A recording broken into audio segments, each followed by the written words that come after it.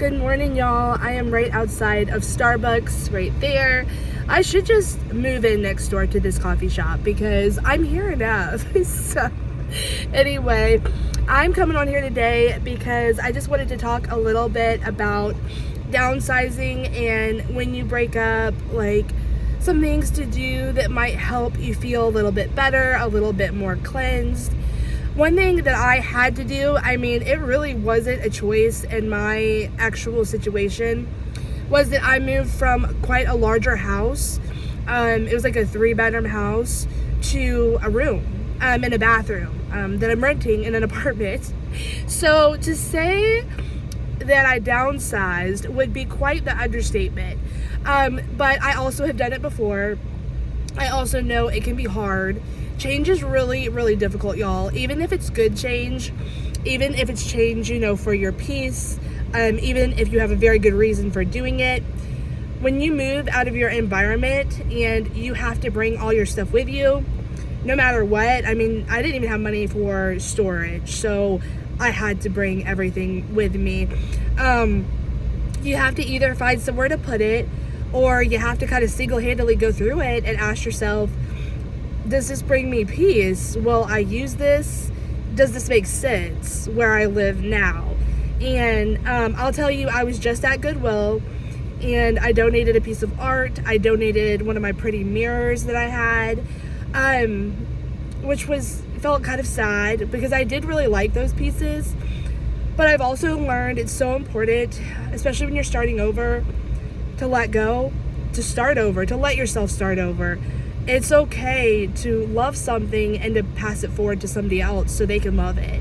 I think a lot of times we get really confused with like our own personal items and stuff like that. I'm going to turn my car off real quick because I feel like it's like vibrating maybe. But sorry if that was loud.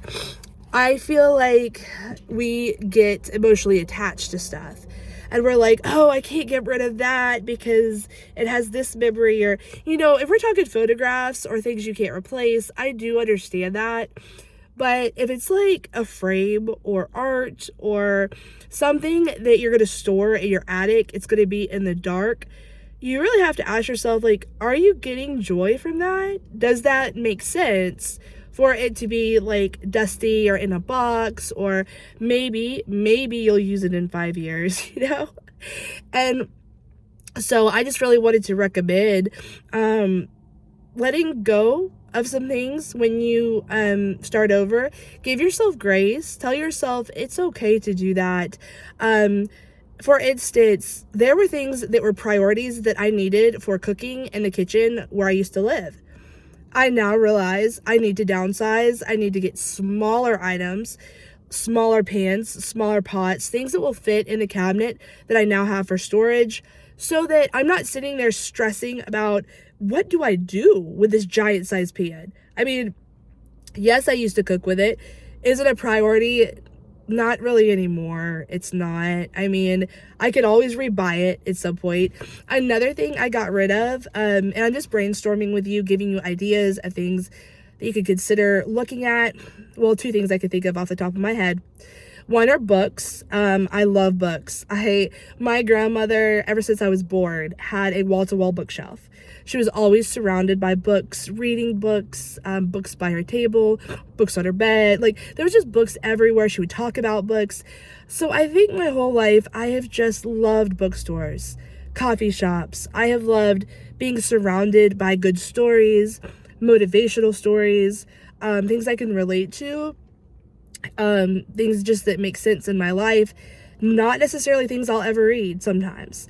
And I've had to separate that and go, okay, books are really heavy. I am the kind of person, I want to hold a book. I don't want to read it digitally. Personally, there's nothing wrong with that.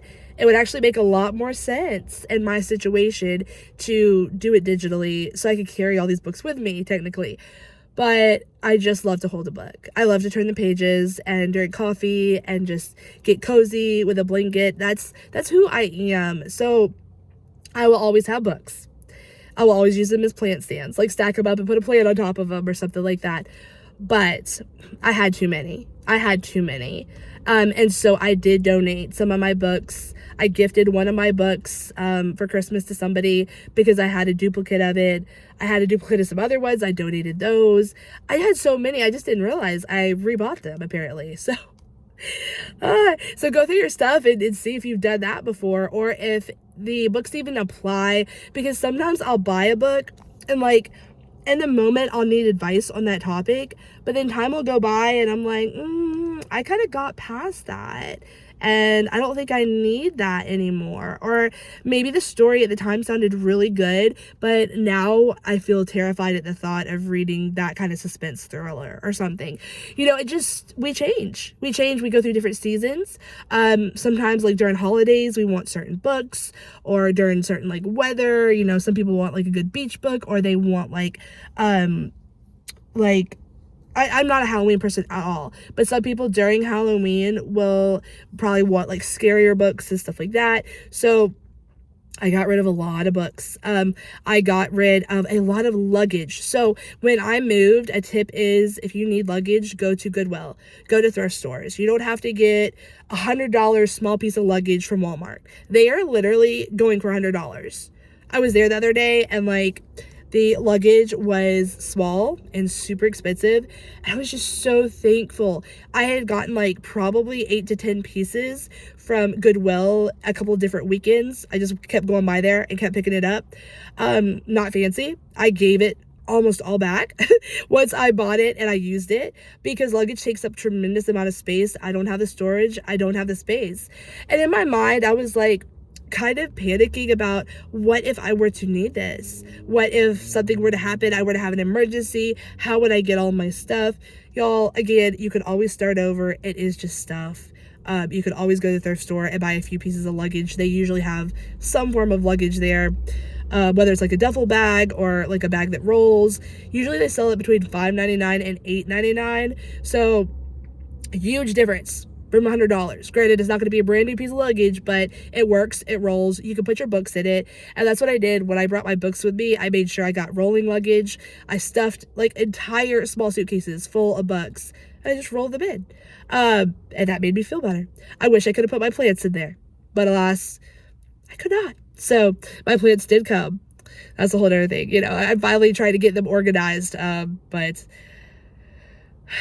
it's a lot. So yeah, I just wanted to say that, and just remember that the most important thing is that you are alive and that you have your life and your spirit, and that you know who you are. And if you know who you are, you know your style, you know colors that bring you peace, you know decorations that you enjoy. Y'all, you can find those again. You can find them again. I know we love certain things. I know that sometimes we don't get it all out of our ex's house, and we really want to go back in certain situations for certain things. If you are in danger, y'all, don't do that. Don't do that. If you feel like you should not do that, if you feel scared to do that, make sure you have some form of protection with you. You bring the police, or you bring a strong male friend or something like that. Don't put yourself in an environment in which you're risking your potential life or your safety over just a couple of items. It is not worth it. You can buy it again. And you will find something similar. I promise you. There are I don't even know if I can think of one item that I have either accidentally donated or that I regretted donating, that I haven't somehow in some way been able to replace with something else that I've been completely satisfied for. So there is that. And again, feeling like you have less is very peaceful. It feels good. It feels like you have more control. It feels like you know what you have. It feels like you know where the stuff you have is. It feels like you may actually use the stuff you have because you don't have a lot of it. And so therefore, I think you will cherish it more. I feel like I'm going to find that I'm going to cherish my art stuff more, my books that I do have left more. I just have a few select items that are important to me. I did choose to keep my collection of wood birds. I've had those for a long time. Whether they're gonna forever stay with me or not, I don't know, because again, they are just things. And the older I've gotten, the less attached I've gotten to items and to decorations, because You walk in Hobby Lobby, there are all the decorations. You walk in Goodwill, there's no shortage of decorations in America. It's a whole business, y'all. Or thrift stores, you know, you can find all this stuff. So it's just kind of fun to start over and to find yourself. And if you're not sure, like, what your style is and you feel kind of cluttered and confused by it, you can always go on Pinterest. They have like color palettes. If you type in color palettes, look for colors that make you feel really good. That you're like, let me try getting a few pieces in this color. Let me surround myself with it and just see how it makes me mentally feel. I realized for me that nature colors was where it is at. I do wear pieces of other colors. Like obviously I have blue and gray on, but my colors are brown, green, maybe some like oranges or something. Nature colors. I love colors in nature. They are so calming, peaceful. I love decorations that are wood carved, just pieces from the earth, like stones or, you know, pretty, I'm trying to think, not necessarily stones, but like crystals. I think that's the word I'm looking for. Different crystals that have different meanings, stuff like that. I think those are really cool. But yeah, I have a certain style about myself now. A very bohemian, laid back, like country style. And I love that about myself. And I'm happy with myself. And it makes me feel authentic in who I am. And that is good. That is good because I can always find myself. I never lose myself. Even when I have to donate my things, I'm like, it's okay. I will find them again, you know? So look on Pinterest, start some files, save like bedroom ideas, kitchen ideas. Even if you don't have a house or a small apartment, start doing it so you can kind of build like your dream life. And you know, your dream life or your dream home, it sounds like you're trying to put together a castle, but you can completely be happy in simplicity. It's something very small and simple and sweet. And I ultimately think that eventually that's what I'm going to end up with. Like a very small home with a small backyard in which is mine. And I can decorate and do it however I want to do it. But I have to go about it like the right way. I'm not financially able to do that at this very exact moment. But that doesn't mean I can't dream and I can't build it and I can't think about where I want to go and my goals and career ideas and stuff like that. So that'll be another video. I'm going to let you go in here. This is 12 minutes long, but I hope that this did like help you to understand that sometimes it is a necessity when we move and start over to declutter and to have to say goodbye to things that we've enjoyed, that have brought us peace and that we do love. Just even though it sounds silly, you know, if it's really, really hard to let go of your items, wish them well. Pray that they will find hands that love them and bring somebody else love and peace in their life. And then just know and just trust that when the time is right, you will maybe find something similar again. But that there should be other priorities than just stuff in our lives.